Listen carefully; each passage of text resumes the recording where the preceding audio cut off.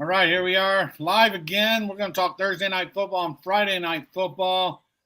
We got Matt with us, Brock, and back with Justin. How's everyone doing? Good. Doing good. Good to be here. Good. Brock was here last week. Justin was here both days last week. And Matt has not been on in a while, but here he is back again. Matty, I want to call you Matty Ice, but Matty, I'm fine. That's what everybody. We had that quarterback here, and because I'm in the Atlanta area, and everyone says Matty Ice, so you're good with that. But yeah, thanks for having me back, John. It's been a minute. I've missed it. I've missed the shows, but I'll get back on it now that we're in football season. And good to meet you guys. I'm familiar with Justin, and it's good to meet you, Brock. John tells me you are a big tennis guy, and I am also pretty big at tennis. And I told John that I actually do it professionally, just kind of teaching, not play, but I teach a little bit. So there we go. There we go. We got some tennis guys. We're going to go tennis next week. I think San Diego opens next week, right, Brock?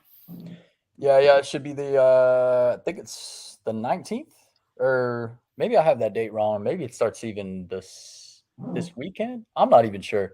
I might even go to it though, because I'm only an hour away from San Diego, so we'll see. Sounds good. We're going to try to maybe come on live on Monday. Hey, Chris, how's it going? But first off, we're going to start let's talk about last week. You watched football last week, didn't you, Matt? You saw some things, right? Oh, yeah. We were just talking about it before Brock got in here. We mentioned the Texas-Alabama game. It's a decent game to start at because that was a barn burner, which I don't think anybody in the public expected it to be a one-point game. And also, the total was off by about 30 points. So I don't know what y'all thought about that Alabama-Texas game, but I'm pretty sure most people did not have Texas in the under in a parlay. So what do you guys think? I agree. I picked Alabama. What I noticed in this game, Alabama to me is still the same team as last year. They're really explosive or they don't show up. Last year, they struggled against, LSU, and that was at home. Lost to A&M. Won by a touchdown versus Arkansas. I mean, they're inconsistent. I mean, they've got a great offense, but, I mean, sometimes it's inconsistent where it's not great. And usually the defense is pretty solid. And their defense played, for the most part, pretty solid but against Texas, but they lost their quarterback on a play that got flagged, which I disagreed with the flag. I don't know if it was the heat. I don't know if it's because it's a week 2 game. That's the first Alabama game in a long time. That was a big game. That was an 11 a.m. kick. Maybe that had something to do with it. But, that was not what I was prepared to watch Saturday. And, if they play it again, you never know. Texas could have won, or if their quarterback would have stayed in. That was the last outcome I would have saw besides Texas ended up if Texas would have won that game. It was very surprising. Yeah, I'll chalk that up to just probably week 2 jitterbugs. A lot of surprises. Notre Dame losing to Marshall, A&M losing to App State. Team Sun Belt. That was the big surprise for me personally. The Badgers lost at home. Who? Wisconsin lost at home to Washington State. Yeah. The big spread there too, guys. Yeah. I'm pretty sure Justin and I both said take the points with Kentucky, didn't we? Yeah, I wanted to say pull the money line, but I didn't. Being a night game at the Swamp and being week 2, I wasn't that confident. But, I mean, Will Levis is a good quarterback, and Kentucky's defense is really, really underrated. So I'll be interested to see what they do for the rest of the year. And another one that probably surprised a lot, including Scott Frost, Georgia Southern beat Nebraska, and he got shown the door. Good for him because he's a train wreck. He should just stay where he was. So yeah. Right. So there we go. Some big games this weekend. We're going to talk about Friday's games. First off, we're going to talk NFL Thursday. Last week, I know I gave the under in that game. This week it's going to be a different story, I think. This week we may see more of a shootout. Chargers coming in 1-0. Chiefs 1-0 as well. Chargers took down the Raiders 24-19. Chiefs just blew out the Cardinals 44-21 on the road. Chiefs come home now, 3.5-point favorite. Total was 54 a couple days ago. I think it might have crept up. You got a line on that, Matt? The over-under is 53.5, but the juice is running on the over, so your 54 is pretty close. Okay, I thought I saw it go up to 54.5. So It depends on the It shop. did. You know, they differ, but there's probably some places in Vegas with 54.5. I could see that. all right, so for the show, we'll just mention 54. We'll work off of that. 3.5 on the spread. And there again, buying a hook on either side may not be a bad deal. Bring the Chiefs to 3 and the Chargers to 4. Let's start off with you, Brock, since you've been kind of quiet there. Have you looked at this game? Oh, I was kind of letting these guys do the talking, just about all those crazy games. To be honest with you, I thought Texas should have won personally, but we'll brush past that for now. It's history. So a little bit of bias here. Obviously, I am a Chargers fan, a San Diego kid, so naturally, I want them to win every game. Unfortunately, they probably won't win this game. I'm thinking. I'm leaning to the over, just like you were saying, Johnny. I'm kind of expecting a shootout. I mean, you got Justin Herbert, you got Patrick Mahomes. The dudes can throw. So there's gonna be a lot of scores, but my play is actually gonna be on the spread. So I think I'm actually gonna take them plus 4.5. I actually got this before it went back down to 4, so it's kind of moving the other direction, which is kind of weird because I noticed right at the beginning. Anytime the Chiefs play, everybody's jumping on them. Public loves the Chiefs. So, of course, they're going to jump right on them. But I got a couple little tidbits here. So, I'm not really a huge trend guy, but I do like this one a lot. Chargers were 3-1 ATS last season as a road dog. I don't know why, but for some reason, this team, when they play on the road, plays like they're playing a home game. To add to that, last year, the Chargers won in Arrowhead 30-24. Not quite sure what the spread was there. I think this year's team is better, personally. I know Thursday we may be missing Keenan Allen. We may be missing J.C. Jackson.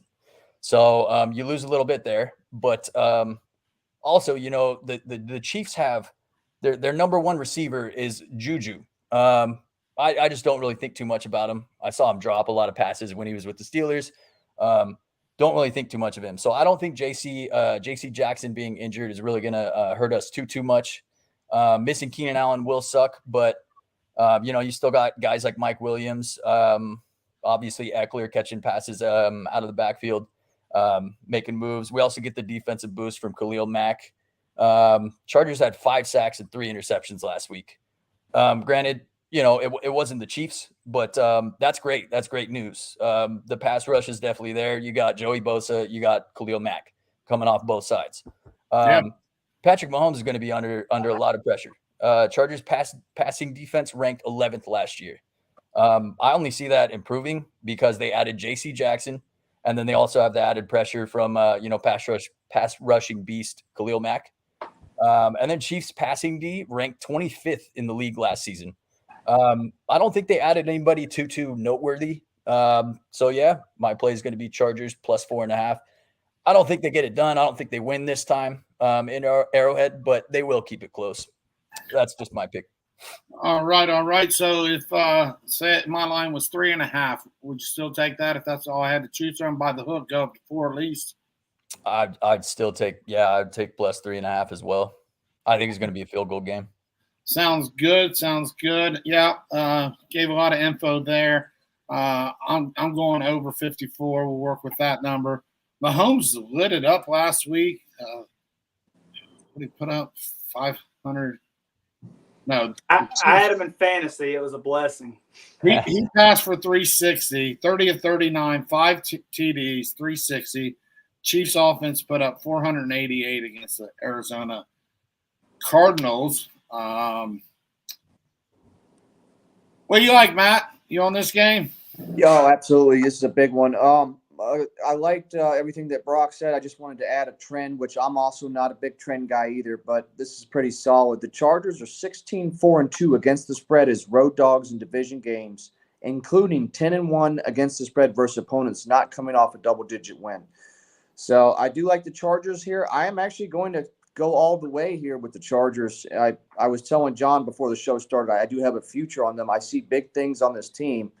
31-30 over hits. Chargers win outright at the buzzer here. A lot of these games, if you notice the scores in the Chargers Chiefs have been like 30-24, and just for some reason, right around those numbers, right with the totals at, I see the Chargers just gut busting them at the very end at the buzzer, 31-30. They get the dub in Kansas City, where they have pretty good success. Justin, you got a prediction on the game? Well, y'all gave some statistics. One I've always noticed, and this isn't just dating of last year, is the Chiefs have always had a problem with the Chargers. I mean, it's like the Chargers in the division give them the hardest games.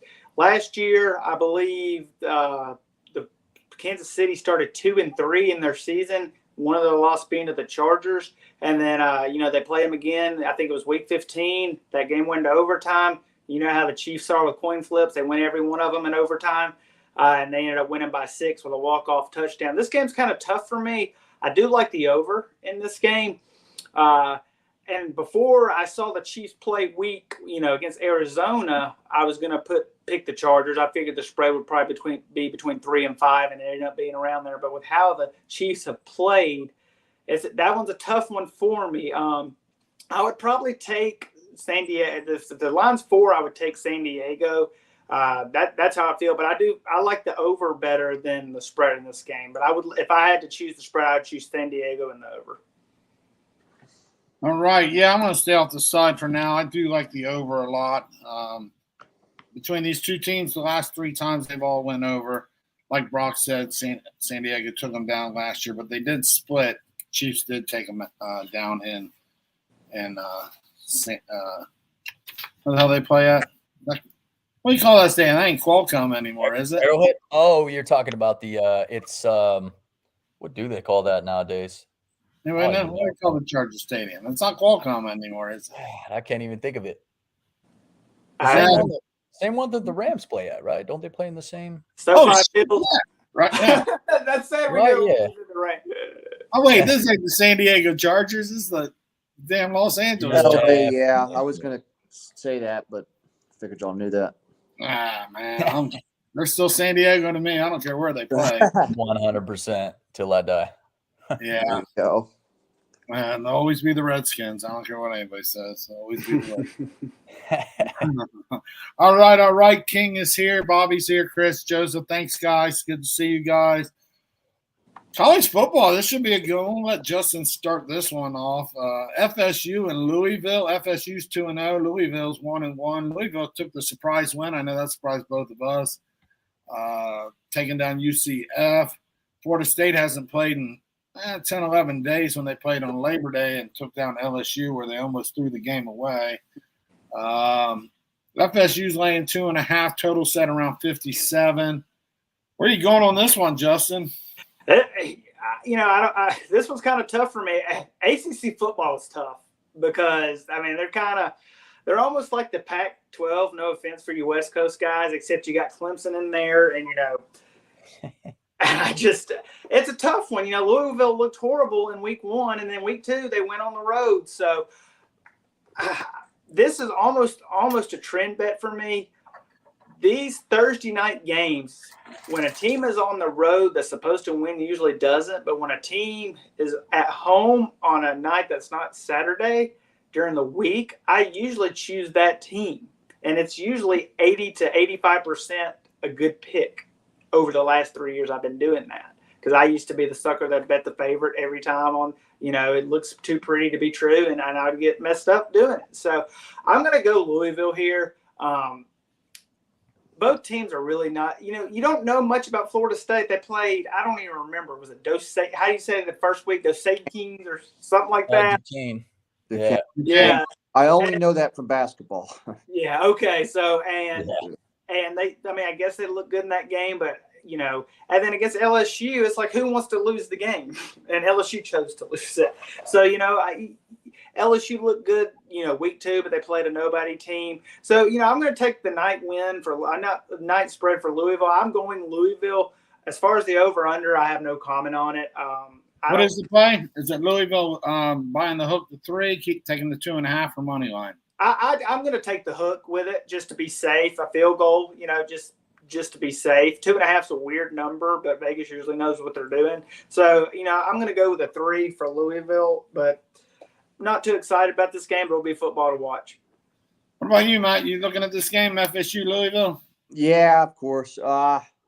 Like Justin said, this is really, you got Jekyll and Hyde teams here. Florida State, I think they're due to probably lay an egg. I mean, they kind of overachieved against LSU. Louisville surprisingly beat Central Florida when it looked like Central Florida might kill them.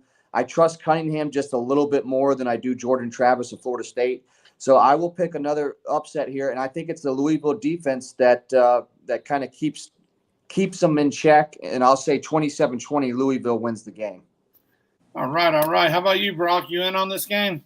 All right. Yeah. I'm definitely in. I'm actually going the other way. So I'm taking Florida State minus the 2.5. I think it's an easy cover. Do I think they blow Louisville out of the water? No. Do I think they can cover by a field goal? Yeah, 100%. Florida State's defense honestly looks fantastic. Granted, they did play. Let's see here. Yeah, they played Duquesne and LSU, which they only beat by 1 point and allowed them to score 23. But, they're in the SEC. So obviously they get a little bit of a better recruiting class than somebody like Florida State. But also Florida State's rushing offense ranks 6th in the nation right now with 269 yards per game. I know it's only been 2 games, and I know they played Duquesne, but, it's a nice little statistic against a team that Louisville, their defense is allowing 208 rushing yards per game and 5.3 yards per carry. And let me see here. I know they played You're touching right on my points. Everything you're saying is where I'm coming at next. Yeah, so I know that they beat UCF. Honestly, I should have taken Louisville money line last week. I don't know why I didn't. I honestly just don't really think too much of UCF. They put up a lot of points and everything, but I just honestly think that the conference they play in is pretty weak. I mean, obviously you're gonna score a lot and get a lot of yardage there. So I think Louisville beating UCF is kind of just brush that right off. Let's see, what else do we have here? Yeah, I just don't think they're going to be good enough to contain guys like Trayshawn Ward and Trey Benson. Seeing as good as Florida State's running game has been, and then you got a guy in God, what's his name? Quarterback for Florida State. I know somebody just said it. Travis, I think Jordan. Yeah. Travis, right? Travis Jordan, I believe. Travis Jordan. Okay. Yeah.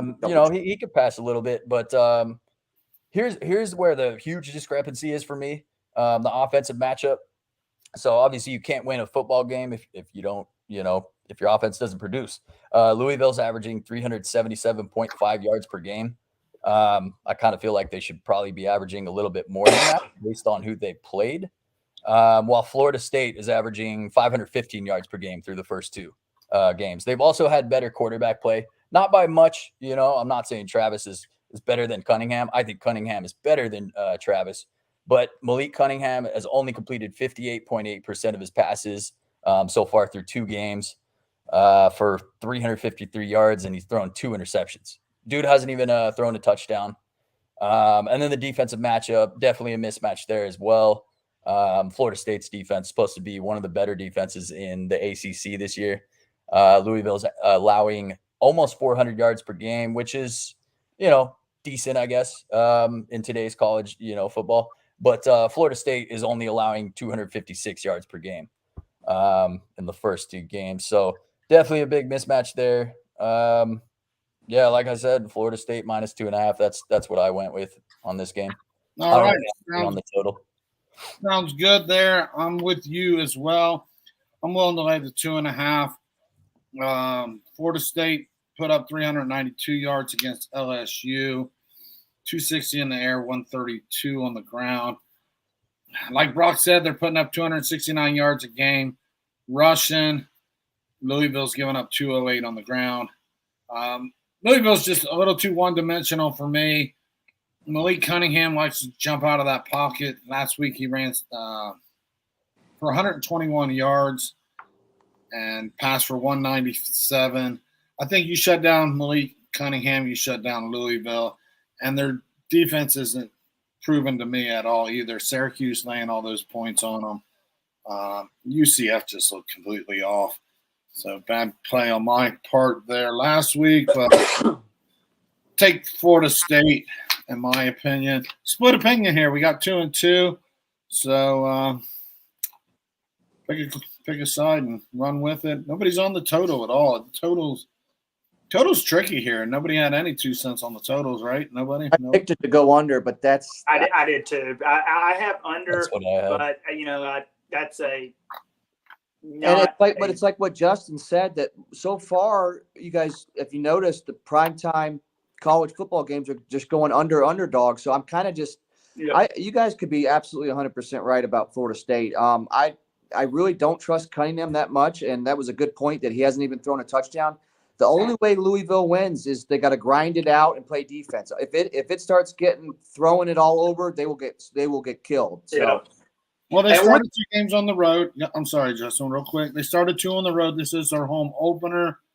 Yeah, right. So what do you got, Justin? What do you No, something I want to add just about Florida State that just puzzles me right now is, when they played LSU, they already had a game under their belt. Yeah, it was a terrible team, but that practice is huge. I mean, it's huge. It's a scrimmage, and, you get more warmed up. Yes, you can have injuries in that first game, but LSU, you didn't know what they were going to do, and I think they were sloppy, especially on special teams. I think we can all agree. The defense it started slow, but their defense got much better in the second half. And I think that one more game was in Florida State's favor. So now, Louisville's got the 2 games. I think this is going to be a more interesting matchup than a lot of people are thinking. A lot of people have Florida State blowing them out, but, Papa John's Field, that is very, very loud. I went to the Auburn-Louisville game. Now, it was a mutual site. Them Louisville fans are crazy. I mean crazy. Auburn ended up winning that game, but they were still running their mouths and loud till the last second of that game. So it will be a good ACC matchup. It's kind of a measuring stick for both teams. But yeah, I think it'll be tight too. I think Florida State will probably get the cover. What's everybody think about this? Maybe taking Louisville and adding 6.5 points, making it 9, and taking it under 63. That seems kind of solid on a teaser, right? Anybody disagree? Yeah. I think it'd be solid going either direction with the spread and then the under. Yeah, with FSU, you would end up getting about 3 points, field goal. But maybe just even teaching that under 63. And then let's talk about this last game, because maybe you can even throw this in your teaser as well. Air Force, big favorite going on the road to Wyoming. Air Force is 2-0. Wyoming's 2-1. They've actually played 3 games in 2 weeks. They had week 0 game where they lost to Illinois, but then they've won the last 2 games. They're playing at home. Can't even read my own notes. So yeah, the last 2 games they played, they've outscored their opponents 73-47. Wyoming hasn't played anybody outside of that Illinois game. Now they face the Air Force. Air Force have won both of their games decisively, 48-17, Northern Iowa, and took down Colorado 41-10. Air Force is laying 15, total set at 46.5. What you looking at, Brock? Yeah, so initially when I looked at this line, and I'm never really sure with college football, like how they really come up with these lines, but last year when these 2 teams played each other, Wyoming only lost by 10. So the spread came out. I think it started at minus 16.5, and then quickly moved to plus 14. I think there's a lot of people that I feel personally like they're begging you to take Wyoming. I think Air Force is better this year than they were last year. And their run game, that what triple option or whatever they got going on there is like nutty. Let's see. Air Force offense right now is averaging 567 yards a game is what they're putting up, and 500 are on the ground. Yeah, 567 yards per game, 508.5 rushing yards per game. Granted, they haven't really. I mean, they played Colorado, they played Northern Iowa, so kind of some pushovers there. Wyoming is also a pushover, I think. They won't even have to pass the ball Wyoming offense is averaging a measly 301.3 yards per game, 143 passing yards per game, and 158 rushing yards per game. That's not going to win you too many football games. Wyoming, let's see, Air Force defense. This defense is elite. This is like top 5, top 10 defenses, I would say. But, they do play in the Mountain West. So they get all these, weaker Mountain West teams. So that's kind of the reason why their defense is a little bit better. But guess what? This is a conference match. So they are playing a Midwest Conference or Mountain West Conference team. Wyoming defense is allowing 28.3 points per game and 381 yards per game. They allowed 260 rushing yards to Illinois, a team that averaged about 100 less rushing yards per game just last season. So I think Air Force is just going to run it right down their throats. Wyoming did shut down Tulsa and Northern Colorado. Shut down both of their run games, but, Northern Colorado not even being an NCAA team, we could just brush right on past that. I'm just totally overlooking them limiting both of those teams. I think Tulsa had like 60 yards. Northern Colorado had like 14, something like that. It was really, really low. But that's why their rushing yards per game on defense is so low right now. I think Air Force is just going to run all over. Laying the 15 with Air Force? I actually, unfortunately, I didn't think this line was going to go back that way. So I took them at 16.5 because I thought it was going to go up. But we'll see. 2 touchdowns and a field goal. I still think it's doable. Yeah. I would. Yeah. All right. And add to that.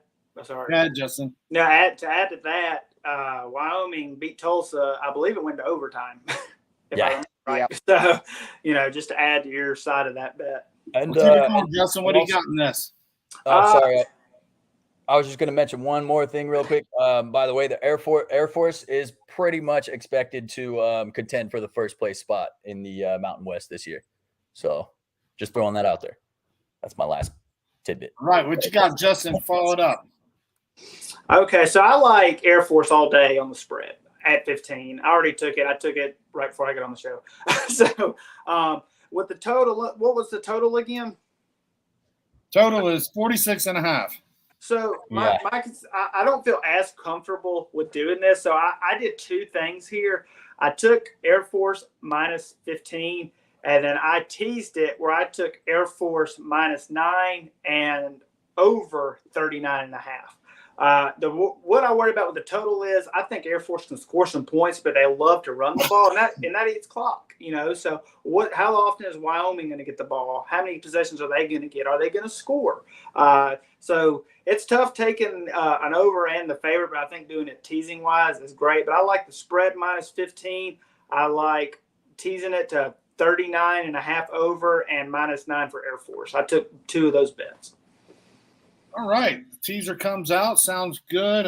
Teasing it down to 9 and maybe teasing with even Louisville might be an option as well. You can mix and match in those games. What about you, Matt? Where you going on this? Anything? Nothing? What do you got? I just doing a little homework while you guys were talking. The under has gone 11 of the last 14 in this series.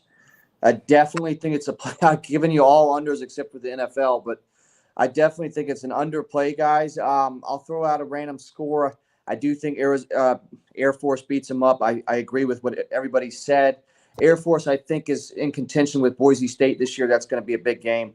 But for this particular game, Air Force wins 31-7, in my opinion, and covers everything you need. John, your thoughts? All right, everybody's kind of on Air Force and laying some chalk there, 15 points. Maybe even everybody's on that under as well, teasing that up too. I am going in a different direction, guys. That's just what I got. That's what here we go. Wyoming's defense did only allow 115 yards on the ground in 3 games. Now, granted, some of those teams are weak, but we kind of know what Air Force is going to bring at us. They're going to run. And if you get behind them, they're still going to – if Wyoming scores 10-7 right out of the gate, don't matter. Air Force is still going to run. It just don't – they can be down 14. They'll still run. This is really a rivalry. Air Force leads the all-time series 30-26 with 2 ties. As Brock said last year, Air Force took them down 24-14. That was in Colorado. This time it will be in Laramie. Last year it went 14-14 at half. I went way deep on this one. The last time that these two teams played, that any game has won by more than 14, you have to go all the way back to 2013. So all those meetings in the last 10 years have all stayed within 14 points. Give me 15 points with the home dog. I'll take Wyoming with those points. Maybe even tease it up to 21 if I think I might need to. But, yeah, give me 15 points on this one. So there you go. 3 guys on the spread. A lot of love on the under. That's going to be it for today. Big games this weekend. What do you guys think? Notre Dame loses 3 in a row. Is it time for Marcus Freeman to meet up with Scott Frost and have a beer and wonder why they don't coach no more, or what? Who does Notre Dame play again? I forgot. Notre Dame plays Cal at home, and if Cal beats them, do you think they're going to pull the trigger and get rid of Freeman after 3 games? I mean, he's the only coach that's lost his – going back to the bowl. He has not won a game yet. He came in the bowl and he lost, and he's lost these first 2 games, including Marshall. If Cal comes in and beats Notre Dame, will he be joining Scott Frost at the bar wondering why?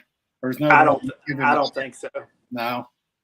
No, I've always believed you give us like 3 seasons. That 3rd season's crucial. How many of those players is playing as his recruits? I mean, I know part of it is coaching, but you got to give him at least a full season. But no, I think his job is safe right now. All right, so we're going to talk about that game right now. The line's been all over. I've been following it. I've been watching it.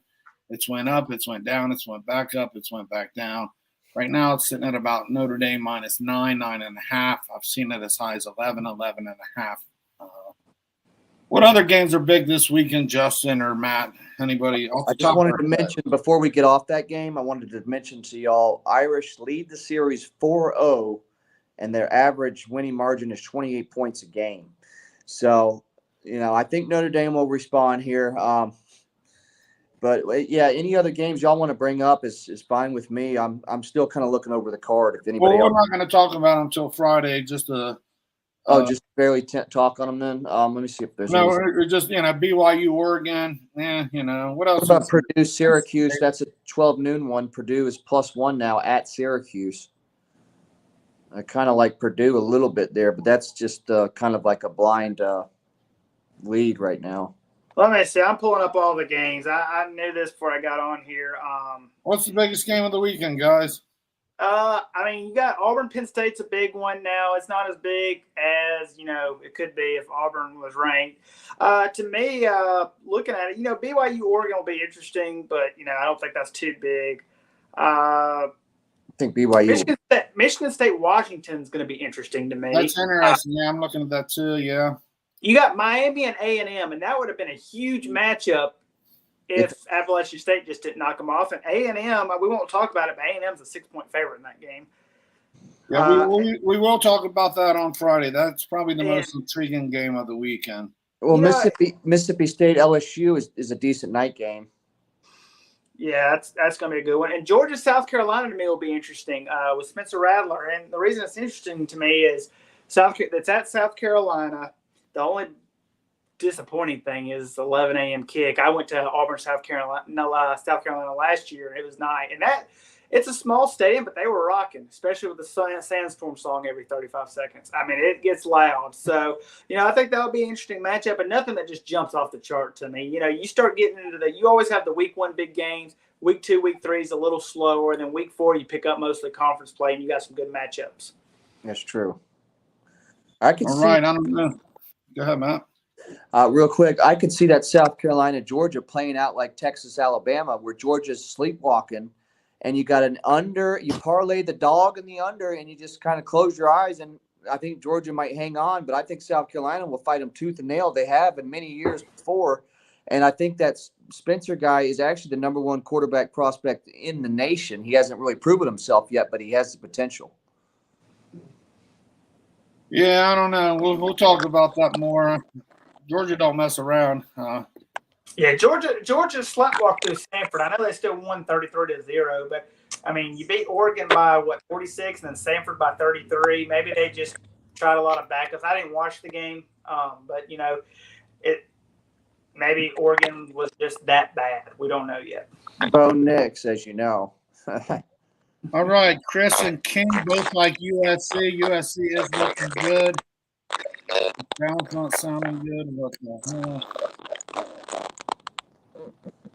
Are you guys All right, guys. Let's wrap this up.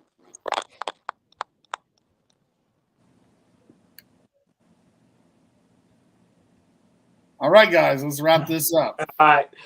Yeah, we'll see how. Good luck to everybody, and we'll see you Friday. Yeah. Good luck. See you all Friday. All right, see you guys. Take care.